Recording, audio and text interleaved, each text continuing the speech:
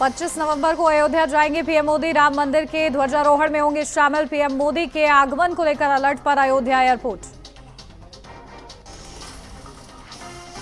गुरुद्वारा यायागंज पहुंचे सीएम योगी। चरण पादुका यात्रा को किया रवाना। बोले, सनातन परंपरा में सिख गुरुओं का योगदान अविस्मरणीय।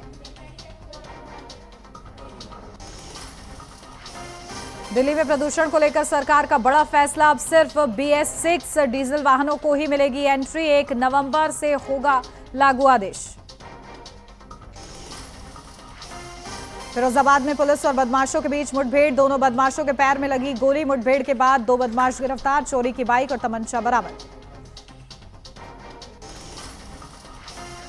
जयपुर दिल्ली हाईवे पर बड़ा हादसा। हाईटेंशन लाइन से टकराने के बाद बस में लगी भीषण आग। हादसे में 2 लोगों की मौत, 12 लोग घायल।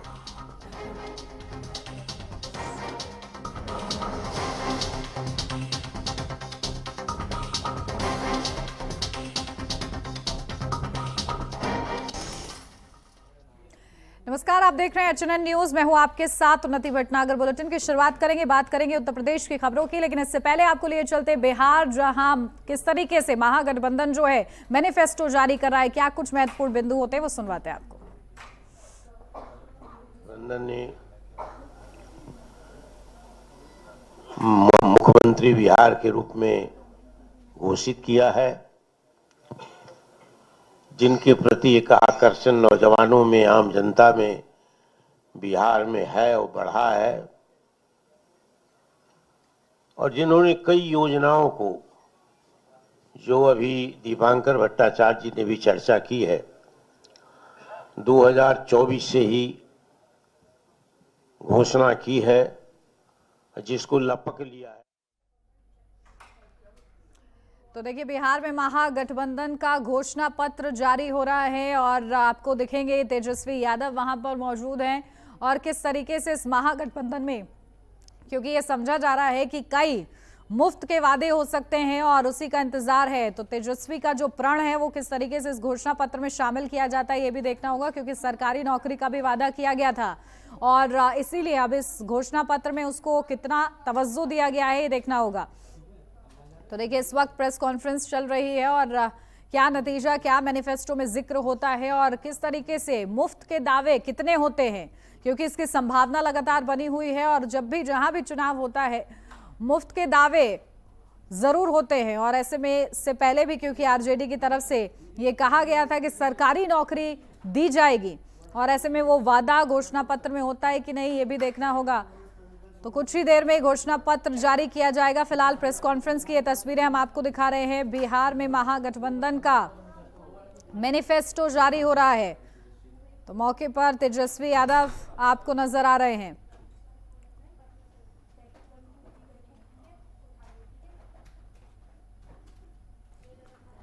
और अब बात करेंगे उत्तर प्रदेश की खबरों की, जहां दिल्ली की जहरीली हवा से राहत मिलने की उम्मीद बढ़ गई है। राजधानी में लगातार बढ़ते प्रदूषण के स्तर को देखते हुए IIT कानपुर की टीम अब आर्टिफिशियल रेन यानी कि कृत्रिम वर्षा की तैयारी में जुट गई है। इस तकनीक के जरिए आसमान में मौजूद बादलों से सिल्वर, आयोडाइड और सोडियम से बने विशेष केमिकल्स को स्प्रे किया जाएगा, जिससे कृत्रिम बारिश होगी और प्रदूषण के कण नीचे बैठ जाएंगे। IIT कानपुर के वैज्ञानिकों का कहना है कि इस प्रक्रिया से करीब 100 किलोमीटर के दायरे में हवा को शुद्ध किया जा सकता है। दिल्ली सरकार और पर्यावरण मंत्रालय से इस प्रयोग के लिए मंजूरी मिल चुकी है। सभी तकनीकी तैयारियां पूरी हो चुकी हैं और जैसे ही बादल घिरेंगे कृत्रिम वर्षा कराई जाएगी। वहीं IIT कानपुर के निदेशक मणिंद्र अग्रवाल ने कहा है कि यह प्रयोग सफल रहा तो दिल्ली ही नहीं, देश के अन्य प्रदूषित शहरों में भी इसे अपनाया जा सकेगा।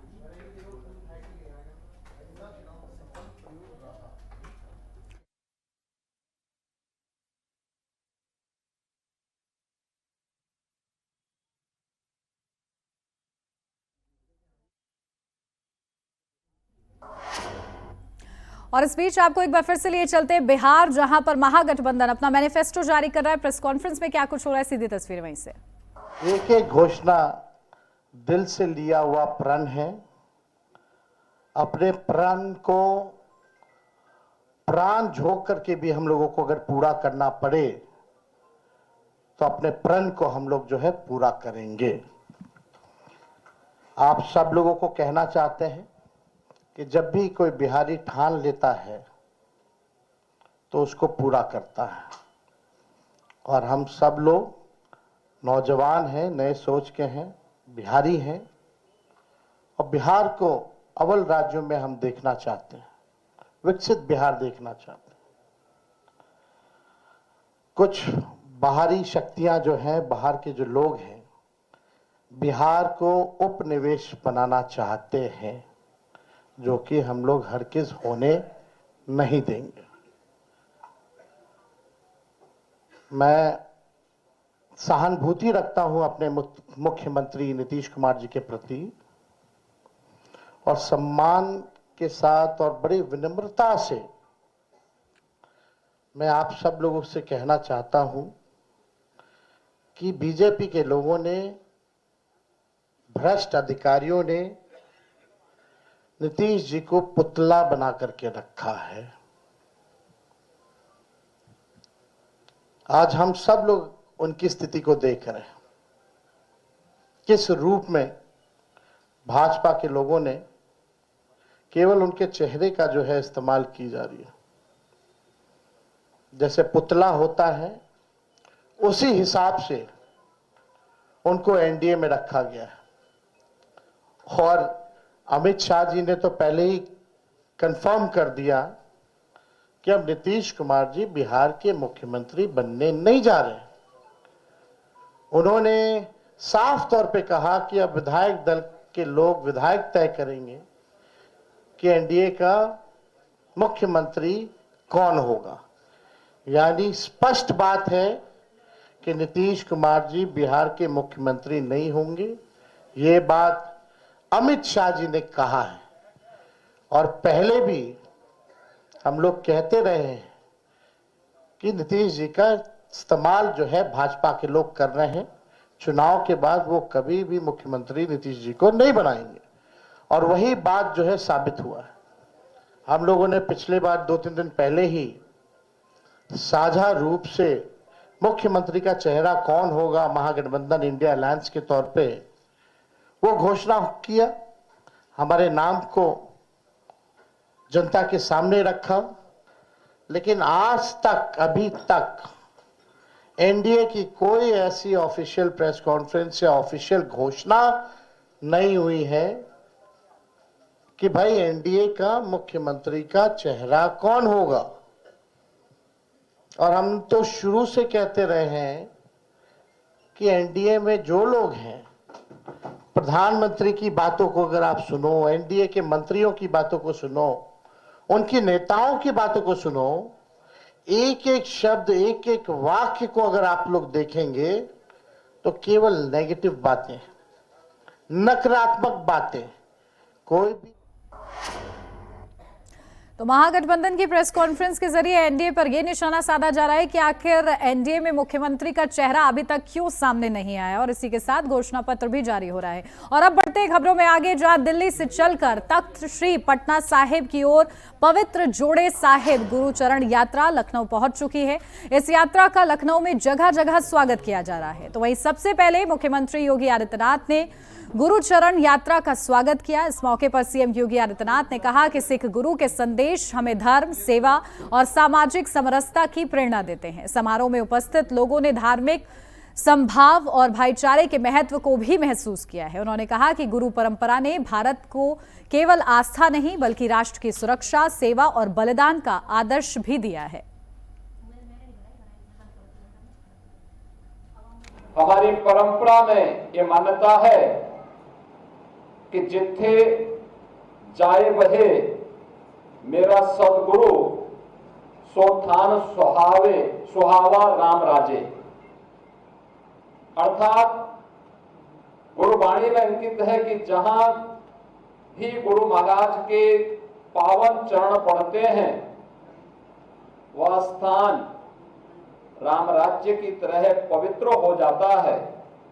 और यह हम सब का सौभाग्य है कि गुरु चरण यात्रा के दौरान हमें गुरु महाराज के पावन चरण पादुका और गुरु साहिबा की पावन चरण पादुका के दर्शन करने का सौभाग्य प्राप्त हो रहा है। मैं इस अवसर पर इस यात्रा के जो मार्गदर्शक हैं और जिनकी प्रेरणा से ये यात्रा और इस पूरे कार्यक्रम के साथ हम सबको जोड़ने का अवसर प्राप्त हो रहा है, ऐसे केंद्रीय मंत्री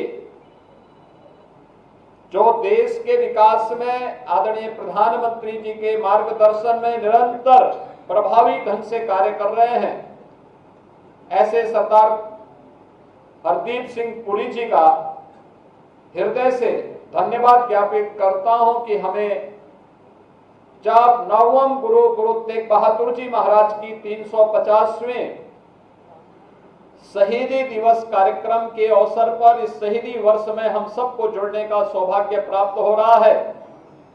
उस अवसर पर हमें गुरु चरण यात्रा के माध्यम से इस पावन कार्यक्रम के साथ जुड़ने का सौभाग्य भी प्राप्त हो रहा है। सिख गुरुओं का भारत की सनातन परंपरा में योगदान अविस्मरणीय है, अभिनंदनीय है। गुरु नानक देव जी से लेकर के गुरु गोविंद सिंह जी महाराज और उनके चार साहबजादों का बलिदान भारत के इतिहास को एक नई प्रेरणा प्रदान करता है। आप याद करिए, पिछले लगभग 250 वर्षों से गुरु महाराज की इस पावन चरण पादुका और गुरु साहिबा की इन पावन चरण पादुका को, जो पहले अखंड भारत का हिस्सा है, जो पाकिस्तान में था, वहां से सुरक्षित रख करके आज उसे देश की विरासत के रूप में गुरु महाराज की पावन जन्मस्थली पटना साहिब में स्थापित करने के लिए ये यात्रा दिल्ली से चली और लगातार अपनी यात्रा के अलग अलग पड़ावों में आपने देखा होगा किस प्रकार का उत्साह का वातावरण है। हर व्यक्ति अपनी इस विरासत पर गौरव की अनुभूति करते हुए इसके साथ जुड़ने के लिए उत्सुक है। इस यात्रा के माध्यम से हमें भारत की गुरु परंपरा और सिख परंपरा पर गौरव की अनुभूति करने का एक अवसर तो प्रदान करता ही है, हमें एक नई प्रेरणा भी प्रदान होती है कि त्याग और बलिदान पर लिखी हुई कोई भी इतिहास की वह कथा न केवल वर्तमान के लिए आने वाली पीढ़ी के लिए भी एक नई प्रेरणा होती है। और आज ये प्रेरणा हम सबको इस यात्रा के माध्यम से प्राप्त हो रही। और अब बात करेंगे रामनगरी अयोध्या की, जहां प्रधानमंत्री नरेंद्र मोदी के आगमन को लेकर अयोध्या एयरपोर्ट अलर्ट पर है। 25 नवंबर को भव्य राम मंदिर कार्यक्रम में प्रधानमंत्री नरेंद्र मोदी के आने की संभावना है और इस भव्य आयोजन से 1 महीने पहले अयोध्या हवाई अड्डे को पूरी तरह से अलर्ट पर रखा गया है। सोमवार को अयोध्या हवाई अड्डे पर सुरक्षा और अन्य कार्यों की समीक्षा की गई है। तो प्रधानमंत्री नरेंद्र मोदी का विशेष कार्यक्रम और इसी के लिए एयरपोर्ट को अलर्ट पर रखा गया है। जो अधिकारी हैं वो समीक्षा करते हुए नजर आ रहे हैं। तैयारियों की सुरक्षा के लिहाज से चाक चौबंद व्यवस्था है। पीएम साहब का मूवमेंट हमने कांगड़ा एयरपोर्ट पे भी काफ़ी किया हुआ है। साथ में अयोध्या एयरपोर्ट का भी अपना खुद का अनुभव है कि पीएम मूवमेंट्स यहाँ भी हुए हैं। तो निश्चित तौर पर हमारी पूरी टीम जो है, सभी तरीके के एक्सपर्ट्स जो हैं या प्रोफेशनलिज्म जो है एयरपोर्ट अथॉरिटी के पास उपलब्ध है और उसमें हमें लगता है कि हम उसको बेहतर से बेहतर तरीके से उसको संपन्न करा पाएंगे। और इसमें हमें लगता है कि हमारी एयरपोर्ट अथॉरिटी और साथ ही साथ हमारे सभी स्टेक होल्डर्स और सुरक्षा का दृष्टि से सीआईएसएफ जो है, हम सब मिल करके इसे अच्छे से अच्छे तरीके से संपन्न कर पाएंगे और निश्चित रूप से हम इस पर पूरे रुकने छोड़ से ब्रेक के लिए जल्द हाजिर होते हैं।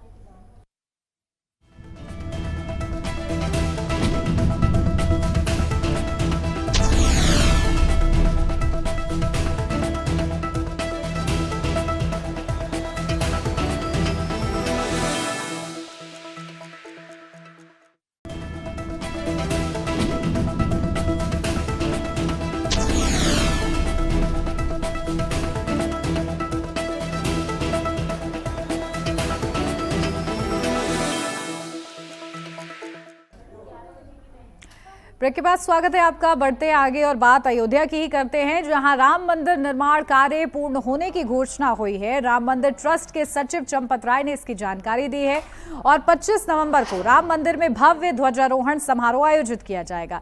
इस मौके पर प्रधानमंत्री नरेंद्र मोदी मुख्य मंदिर के शिखर पर ध्वजारोहण करेंगे। ध्वजारोहण का ध्वज लगभग 11 किलो वजन का होगा और कोबेदार वृक्ष का डिजाइन इसमें प्रदर्शित किया जाएगा। समारोह में 8000 लोगों को आमंत्रित किया गया है। ट्रस्ट इस आयोजन में आर्मी का भी सहयोग लेगा। ध्यान रहे कि 5 नवंबर से आम श्रद्धालु दर्शन नहीं कर पाएंगे।